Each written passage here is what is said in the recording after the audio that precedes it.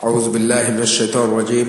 বিসমিল্লাহির রহমানির রহিম। আলহামদুলিল্লাহ ওয়াসসালাতু ওয়াসসালামু আলা সাইয়্যিদিনা মুহাম্মদ ওয়া আলা আলিহি ওয়া আসহাবিহি ওয়া সাল্লাম তাসলিমান কাসীরা ওয়া বা'দ।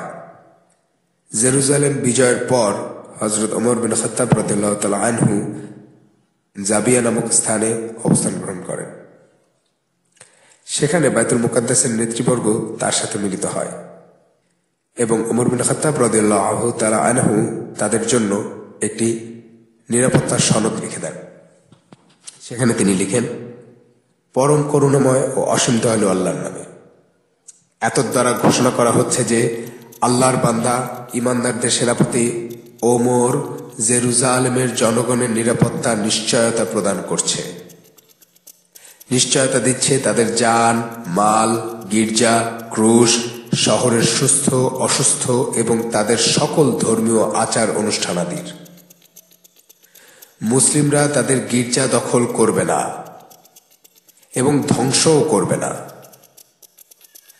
তাদের জীবন কিংবা যে ভূমিতে তারা বসবাস করছে কিংবা তাদের ক্রুশ কিংবা তাদের সম্পদ কোনো কিছুই ধ্বংস করা হবে না। তাদের জোর করে ধর্মান্তরিত করা হবে না। কোনো ইহুদি তাদের সাথে জেরুজালেমে বসবাস করবে না। জেরুজালেমের অধিবাসীদের অন্যান্য শহরের মানুষের মতোই জিজিয়া প্রদান করতে হবে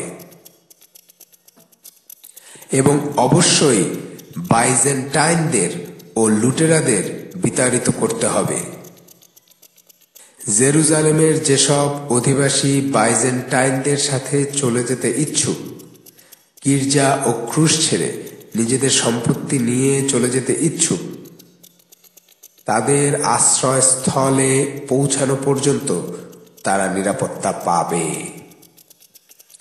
গ্রামের অধিবাসীরা চাইলে শহরে থেকে যেতে পারে, কিন্তু তাদের অবশ্যই শহরের অন্যান্য নাগরিকদের মতো জিজিয়া প্রদান করতে হবে।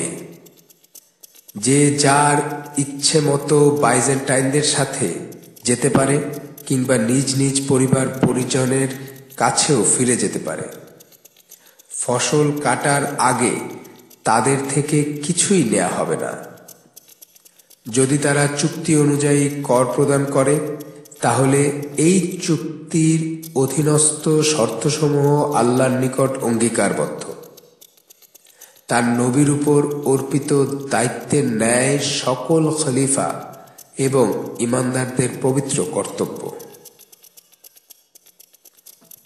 এই নিরাপত্তা সনদের উপর সাক্ষী হিসেবে স্বাক্ষর করেন হযরত খালিদ ইবনে ওয়ালিদ রাদিয়াল্লাহু তাআলা আনহু, হযরত আমর ইবনে আস রাদিয়াল্লাহু তাআলা আনহু, আব্দুর রহমান ইবনে আউফ রাদিয়াল্লাহু তাআলা আনহু ও মুয়াবিয়া ইবনে আবু সুফিয়ান রাদিয়াল্লাহু তাআলা আনহু।